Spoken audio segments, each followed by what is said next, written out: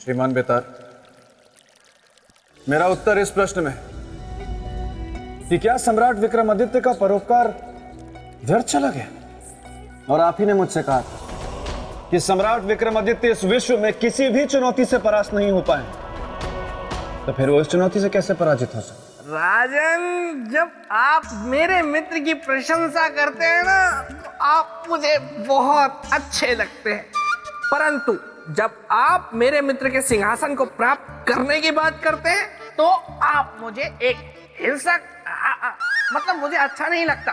इसीलिए मैं रक्षक बनकर इस सिंहासन की रक्षा करता हूँ, और अगर कोई इसे हथियाने की कोशिश करे तो मुझे क्रोध आ जाता है, और जब मुझे क्रोध आ जाता है तो मैं तिलमिला उठता हूँ, और मैं जब तिलमिला उठता हूँ तो मैं शेर का रूप ले लेता हूँ। श्रीमान बेताल, मैं तो कहता हूं कि आप सिर्फ शेर का रूप ही धारण नहीं कर लेते, बल्कि आप हृदय से भी बिल्कुल शेर की तरह निडर, शेर की तरह अडिग और शेर की तरह खूंखार भी। लेकिन श्रीमान बेताल, मुझे ऐसा क्यों लगता है कि जब भी सौंदर्य लेखा आती हैं आप कुछ डर से जाते हैं? मतलब वैसे तो आप शेर हैं, लेकिन जब वो आती हैं तो आप चूहे में परिवर्तित हो जाते हैं। कौन कहता है? कौन कहता है ये? वो तो स्त्री है ना, तो उसका सम्मान करता हूँ। स्त्रियों का सम्मान करना चाहिए, इसीलिए मैं भी कर देता हूँ। वरना डरती वो है मुझसे राजन। डरती है बहुत। क्या बात कर रहे हैं? मेरे सामने आते ही उसकी चिट्टी पिट्टी गुम हो जाती है, बाल खड़े हो जाते हैं उसके, त्राहिमाम करके भागती है। मतलब डरती आपसे वो है? सच में? हाँ। क्या बात है श्रीमान बेताल, निसंदेह। मैं तो ये कहूंगा कि आप पुरुष जाति के लिए एक उदाहरण है, बिल्कुल सशक्त उदाहरण। अच्छा श्रीमान बेताल, वैसे तो सौंदर्य लेखा किष्किंधा पर्वत में जाप के ले गई, लेकिन मान लीजिए कि यदि सौंदर्य लेखा इस समय ठीक आपके पीछे हो, तो आप क्या कहेंगे? क्या कहेंगे? मतलब शेर बने रहेंगे या फिर चूहे में परिवर्तित हो जाएंगे? राजन, आप बड़े मजाकिया हैं। पीछे क्या, वो अगर मेरे सामने होती तो सामने सामने बात होती, और अगर वो पीछे भी होती तो मैं पीछे घूमता और कहता। कहिए। क्या कहते? मैं कहता कि सौंदर्य लेखा, मैं तो मजाक कर रहा था। अच्छा। श्रीमान बेताल, अरे श्रीमान बेताल, आप ठीक हैं? वैसे आपको देखकर मुझे इस बात का पूर्ण विश्वास हो गया कि सिर्फ मनुष्य नहीं, बेताल भी स्त्री के वश में ही रहते हैं। वैसे आप अभी ठीक तो हैं? मुझे क्या हुआ है? मैं बिल्कुल ठीक हूँ राजन। ये जो कुछ भी आपने देखा, ये मेरा स्त्री के प्रति सम्मान था। ऐसे में सम्मान करता हूँ स्त्रियों का। खैर आप ये सब छोड़िए, हम हमारी चर्चा को आगे बढ़ाते हैं। तो आप क्या बता रहे थे महारानी के बारे में? मैं ये कह रहा था श्रीमान बेताल, कि सतीत्व स्त्री का एक ऐसा बल है जिसे कोई भी नहीं छल कर सकता, और देवी रागेश्वरी अपने पति से अत्यंत प्रेम करती थी, इसलिए वो कभी भी तक्षक के षड्यंत्र में शामिल नहीं हुई। तो फिर वो क्यों तक्षक का साथ दे रही थी? क्यों अपनी इच्छा से तक्षक से विवाह कर रही थी? क्या कारण था इसका? इसका कारण था सम्मोहन। तक्षक ने उन पर सम्मोहन कर दिया था, इसलिए उनके सोचने समझने की शक्ति क्षीण हो गई।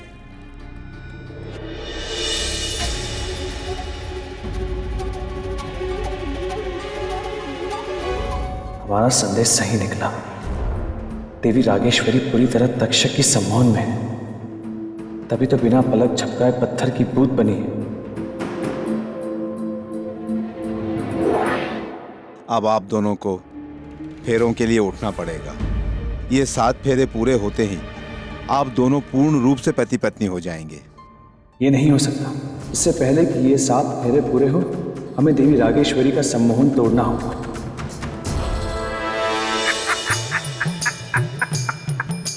तो राजन, महारानी सम्मोहित हैं, ये बात तो मेरे मित्र को पता चल गई, लेकिन उस सम्मोहन को तोड़ना कैसे है, ये उन्हें कैसे पता लगा होगा, ये बताइए आप, वो भी अभी, तुरंत।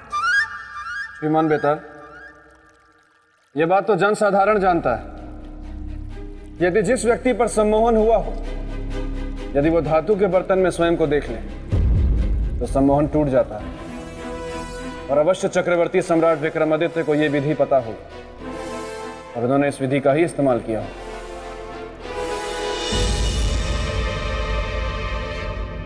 अब आप लोग फेरे लेने के लिए खड़े हो जाइए।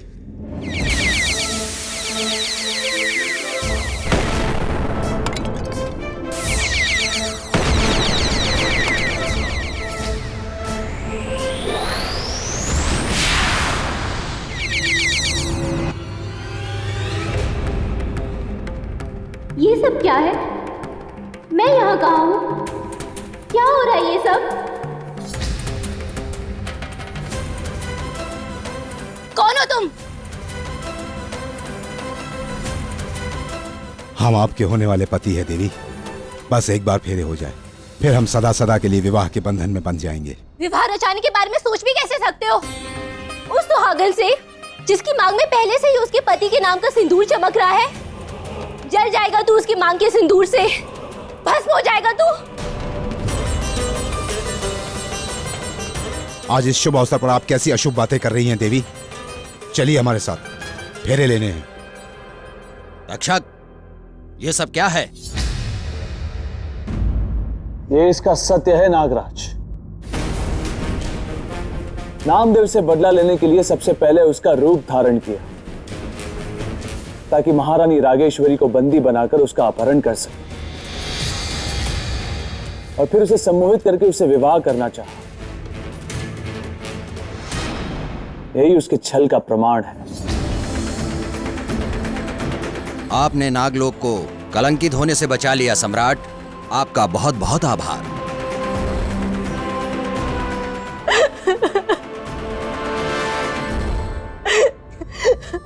प्रभु, तूने हमारी लाज बचा ली।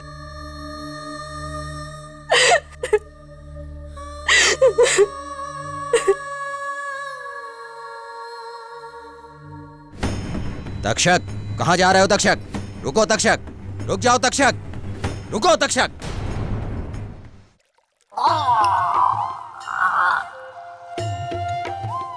श्रीमान बेताल, ये क्या कर रहे हैं आप? ठीक तो हैं? मैं बिल्कुल ठीक हूँ राजन। मैं तो अपने मित्र सम्राट विक्रमादित्य को नमन कर रहा हूँ। देखा आपने, उन्होंने सिर्फ नामदेव के प्राणों की रक्षा ही नहीं की, बल्कि सती के सतीत्व की भी रक्षा की। तो आप भी मेरे साथ बोलिए, सम्राट विक्रमादित्य की जय। महाज्ञानी महाप्रतापी विक्रमादित्य की जय। मेरे परम मित्र की जय। उनके सिंहासन की जय। और अब मेरे साथ बोलिए, मुझे मुझे सिंहासन सिंहासन चाहिए? चाहिए। बिल्कुल नहीं। बोलिए। श्रीमान बेताल, आप प्रणाम कर रहे हैं सम्राट विक्रमादित्य को, लेकिन मैं प्रणाम करता हूं आपकी चतुराई को। आपसे अधिक चतुर मैंने आज तक किसी को देखा ही नहीं। ठीक है, आपका प्रणाम मैंने स्वीकार कर लिया। अब मुझे ये बताइए राजन, कि राम के कुल का वंशज होते हुए भी, इंद्रदेव का परम मित्र होते हुए भी, तक्षक क्यों अधर्म के मार्ग पर चल पड़ा था? श्रीमान बेताल, कभी कभी मनुष्य के जीवन में एक ऐसी घटना घट जाती है जो उससे भूले नहीं भूलती, और ऐसी घटना मनुष्य के भीतर एक गांठ बन जाती है। और ऐसी ही एक घटना कारण थी तक्षक के अधर्म के मार्ग पर चलने की।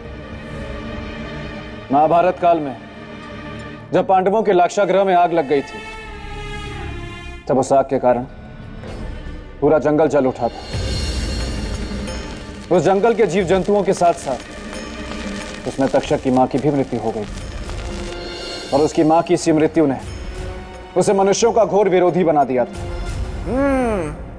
ज्ञान तो है आप में। धन्यवाद। परंतु मेरे जितना नहीं है। राजन देखिए, पाप का घड़ा एक ना एक दिन भरता है और फूटता भी है। उसी तरह तक्षक के पापों का घड़ा भर चुका था। तक्षक, तुमने घोर अपराध किया है। तुम दंड के भागी हो। नागराज, तक्षक का अपराध क्षमा के योग्य नहीं है।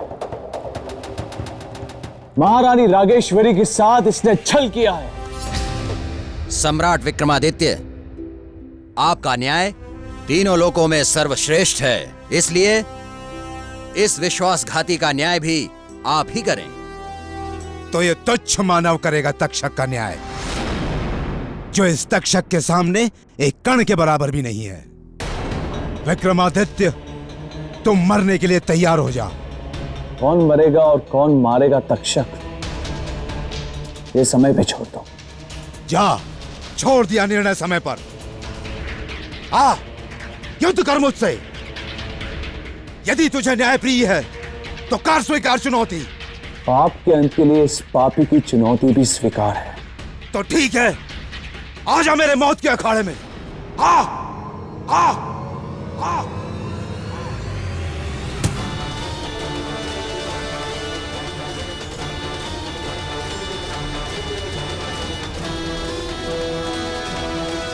विक्रमादित्य, तूने बहुत बड़ी गलती की है जो मेरी चुनौती को स्वीकार किया है। मेरी चुनौती को स्वीकार करने का मतलब है अपने ही हाथों से अपनी चिता को सजाना। तेरा अंत अब निकट आ चुका है विक्रमादित्य।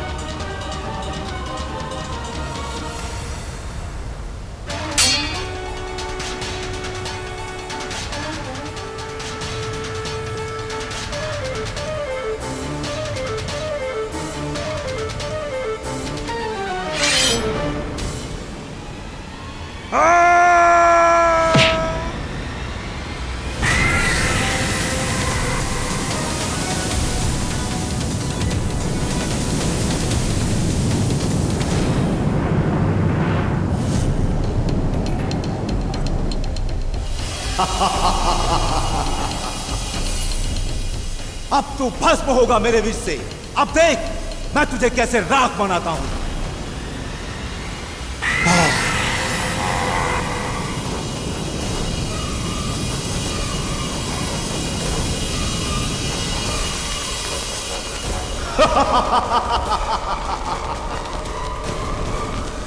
तू तक्षक को दंडित करने चला था, उस तक्षक को जो मनुष्यों का साक्षात काल है। विक्रमादित्य के साथ साथ पूरी मनुष्य जाति भी यह सुन ले कि तक्षक को कोई भी दंडित नहीं कर सकता है, कोई भी नहीं और कभी भी नहीं।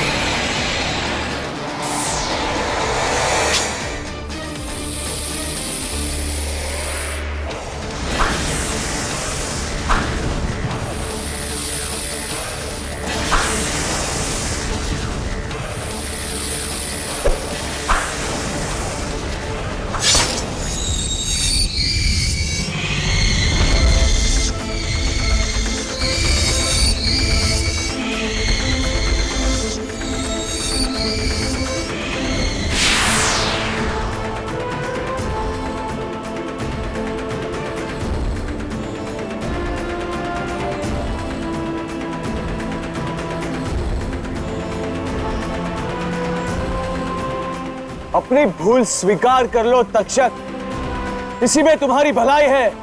विक्रमादित्य, तुम मेरी भलाई के बारे में नहीं, अपनी भलाई के बारे में सोचो, क्योंकि प्राणी सदैव अपने बारे में ही सोचता है।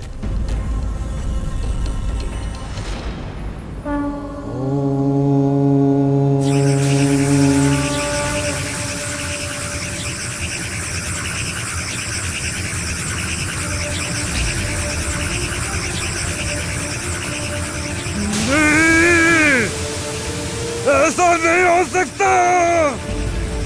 मुझे कोई मानव कभी पराजित नहीं कर सकता। तुम्हारी इस पराजय का मूल कारण तुम्हारा पाप है तक्षक, क्योंकि तुम्हारे पाप का घड़ा भर चुका है। तक्षक, तुमने हमेशा मनुष्यों के साथ छल किया है, उन्हें कष्ट दिया है, इसीलिए तुम्हारा न्याय भी एक मनुष्य ही करेगा।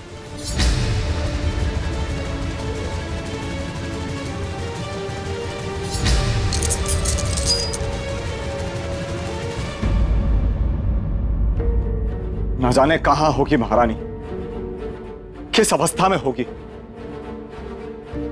महाराज, महाराज। महारानी आप आ गई, आप कुशल तो हैं?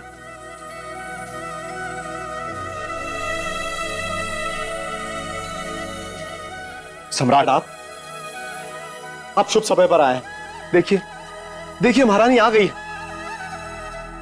नहीं महाराज, हम स्वयं नहीं आए, सम्राट विक्रमादित्य हमें लाए हैं।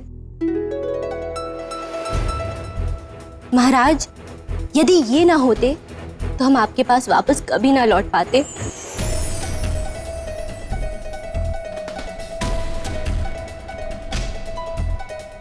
धन्यवाद सम्राट, मैं तो आपके उपकार के सामने बोना हो गया। आपने तो मुझे अपना हड्डी बना दिया। नहीं नहीं महाराज, मनुष्य कभी मनुष्य का ऋणी नहीं होता। अगर आपको ऋणी होना है तो उस परमपिता परमात्मा का होना चाहिए जिसने हमसे ये उपकार करवाया, आपके इस धूमिल संसार को हरा भरा बनाने के लिए हमारा सहयोग किया और इस कर्तव्य का पालन करने की शक्ति दी हमें। किंतु ये सब हुआ कैसे? किसने किया ये सब? महाराज, ये सब इसने किया है महाराज। हाँ महाराज।